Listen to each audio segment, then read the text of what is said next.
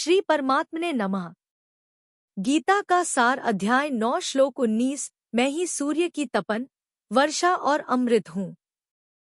नमस्कार दोस्तों, क्या आपने कभी सोचा है कि भगवान सिर्फ मंदिर में नहीं बल्कि हमारे चारों ओर मौजूद हैं? जब सूरज चमकता है, जब बारिश होती है, जब कोई हमें जीवन देने वाली औषधि मिलती है, क्या ये सभी भगवान के ही रूप नहीं है? आज हम श्रीमद् भगवद गीता के अध्याय 9 के श्लोक 19 को समझेंगे, जहां भगवान श्री कृष्ण कहते हैं कि वे ही सूर्य की तपन, जल की वर्षा और अमृत हैं। तो क्या हम सच में भगवान को पहचान पा रहे हैं?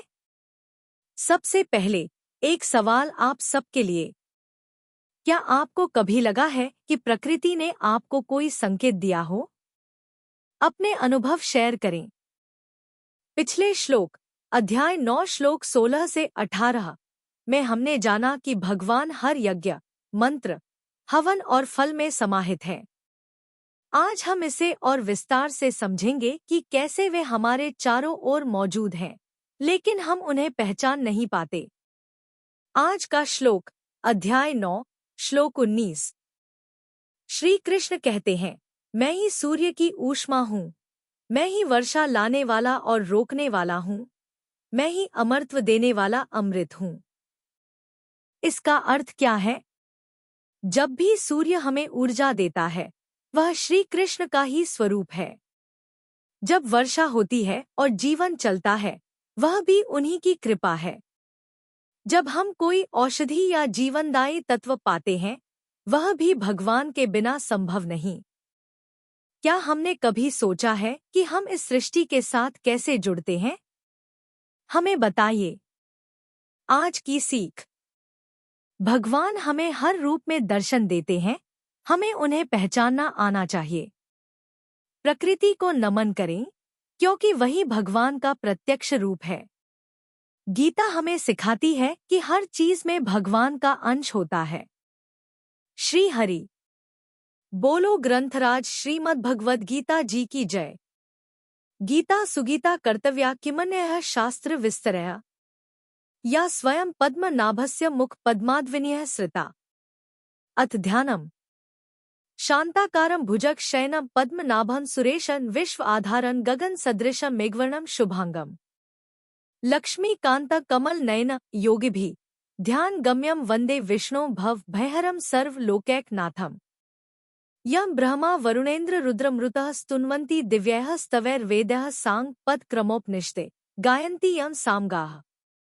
ध्यान अवस्थित तद्गतेन मनसा पश्यन्ति यं योगिनो यस्यान्तं न विदुः सुर असुरगणा देवाय तस्मै नमः। वसुदेव सुतं देव कंस चाणूरमर्दनम्। देवकी परमानंदम कृष्ण वंदे जगद्गुरुम्। श्लोक 19।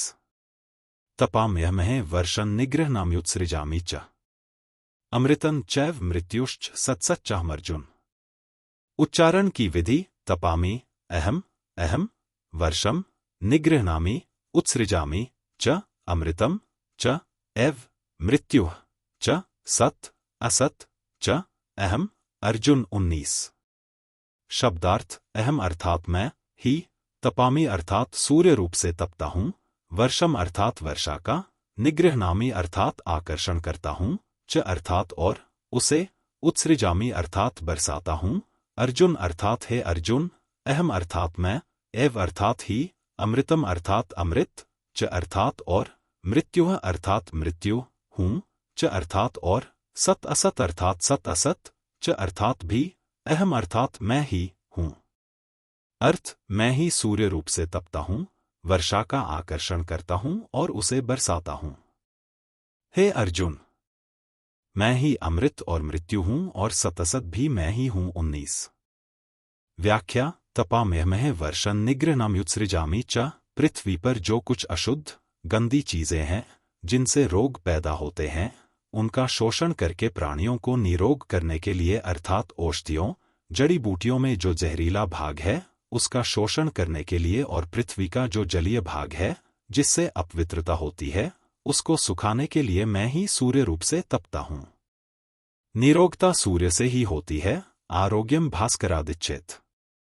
लौगाक्ष स्मृति, सूर्य रूप से उन सबके जलीय भाग को ग्रहण करके और उस जल को शुद्ध तथा मीठा बना करके समय आने पर वर्षा रूप से प्राणिमात्र के हित के लिए बरसा देता हूँ, जिससे प्राणिमात्र का जीवन चलता है। अमृतम चैव मृत्युश्च सत्सच्चाहम् अर्जुन, मैं ही अमृत और मृत्यु हूँ, अर्थात मात्र जीवों का प्राण धारण करते हुए जीवित रहना, न मरना, और संपूर्ण जीवों के पिंड प्राणों का वियोग होना, मरना भी मैं ही हूँ। और तो क्या कहूँ, सतसत, नित्य अनित्य, कारण कार्य रूप से जो कुछ है वह सब मैं ही हूँ।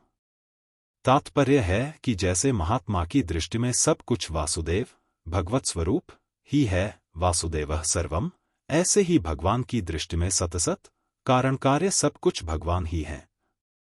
परंतु सांसारिक लोगों की दृष्टि में सब एक दूसरे से विरुद्ध दिखते हैं।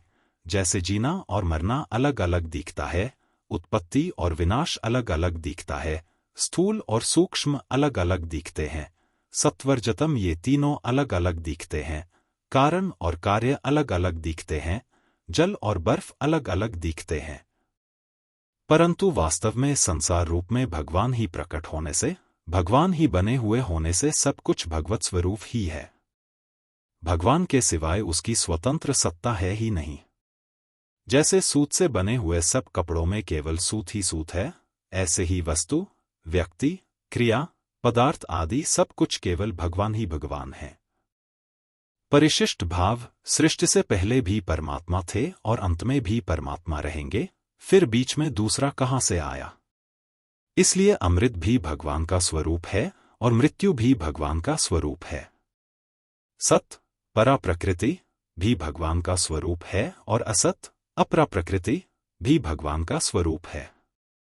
जैसे अन्नकूट के प्रसाद में रसगुल्ले, गुलाब जामुन आदि भी होते हैं और मेथी, करेला आदि का साग भी होता है, अर्थात मीठा भी भगवान का प्रसाद होता है और कड़वा भी भगवान का प्रसाद होता है। ऐसे ही जो हमारे मन को सुहाए वह भी भगवान का स्वरूप है और जो नहीं सुहाए वह भी भगवान का स्वरूप है। सूर्य रूप से जल को ग्रहण करना और फिर उसको बरसा देना, ये दोनों विपरीत कार्य, ग्रहण और त्याग, भी भगवान करते हैं। इतना ही नहीं, जल रूप से ग्रहण किए जाने वाले भी भगवान हैं, बरसने वाले भी भगवान हैं और वर्षारूप क्रिया भी भगवान है। सत्सच्चाहम् अर्जुन, संसार में सत, परा और असत, अपरा के सिवाय अन्य कुछ नहीं है। संसार असत है और उसमें रहने वाला परमात्म तत्व सत है। शरीर असत है और उसमें रहने वाला जीवात्मा सत है। शरीर और संसार परिवर्तनशील हैं, जीवात्मा और परमात्मा अपरिवर्तनशील हैं। शरीर और संसार नाशवान हैं, जीवात्मा और परमात्मा अविनाशी हैं। गीता दूसरे अध्याय का 12वां श्लोक। भगवान कहते हैं कि परिवर्तनशील भी मैं हूं और अपरिवर्तनशील भी मैं हूं, नाशवान भी मैं हूं और अविनाशी भी मैं हूं।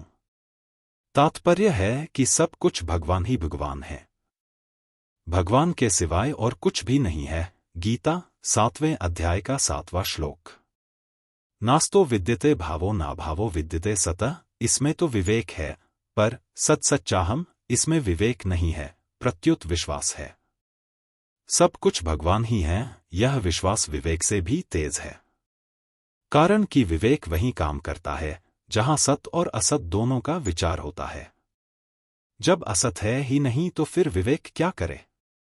असत को माने तो विवेक है और असत को न माने तो विश्वास है। विवेक में सतसत का विभाग है, पर विश्वास में विभाग है ही नहीं। विश्वास में केवल सत ही सत अर्थात परमात्मा ही परमात्मा है। ज्ञान मार्ग में विवेक की और भक्ति मार्ग में विश्वास तथा प्रेम की मुख्यता है। ज्ञान मार्ग में सतसत, जड़ चेतन, नित्य नित्य आदि का विवेक मुख्य होने से इसमें द्वैत है, पर भक्ति मार्ग में एक भगवान का ही विश्वास मुख्य होने से इसमें अद्वैत है। तात्पर्य है कि दो सत्ता न होने से वास्तविक अद्वैत भक्ति में ही है। ज्ञान मार्ग में साधक असत का निषेध करता है। निषेध करने से असत की सत्ता का भाव बना रह सकता है।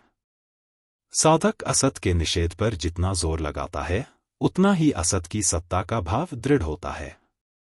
अतः असत का निषेध करना उतना बढ़िया नहीं है जितना उसकी उपेक्षा करना बढ़िया है।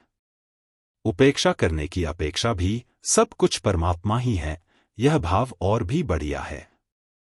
अतः भक्त न असत को हटाता है, न असत की उपेक्षा करता है, प्रत्युत सतसत सब में परमात्मा का ही दर्शन करता है, क्योंकि वास्तव में सब कुछ परमात्मा ही है। भगवान कहते हैं, अहमेवास्मेवाग्रे नान्यद यत् सत् सत् परम पश्चादहन यदे तच्च योवशिष्यत सोस्मेहम।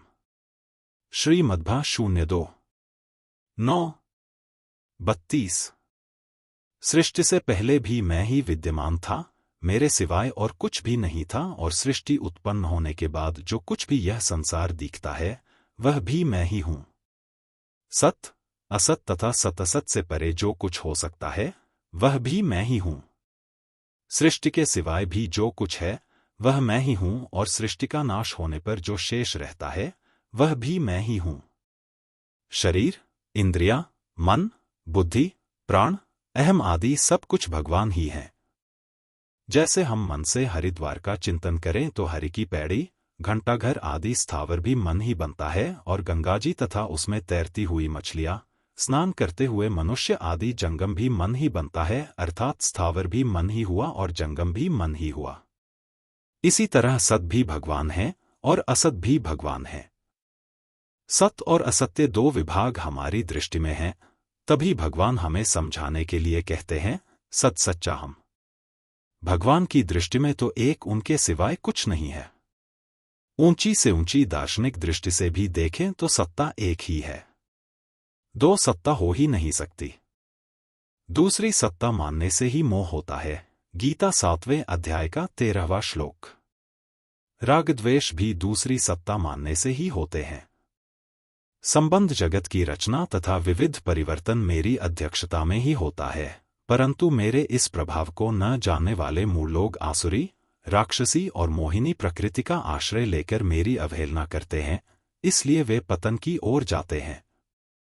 जो भक्त मेरे प्रभाव को जानते हैं वे मेरे दैवी गुणों का आश्रय लेकर अन्य मन से मेरी विविध प्रकार से उपासना करते हैं, इसलिए उनको सतसत सब कुछ एक परमात्मा ही है ऐसा यथार्थ अनुभव हो जाता है।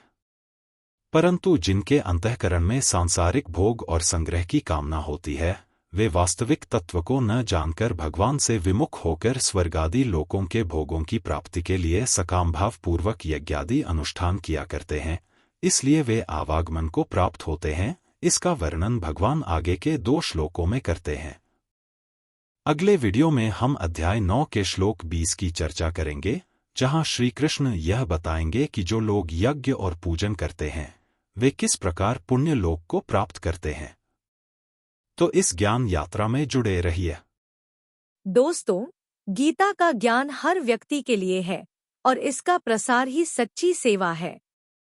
तो क्या आपने आज का ज्ञान किसी और से साझा किया?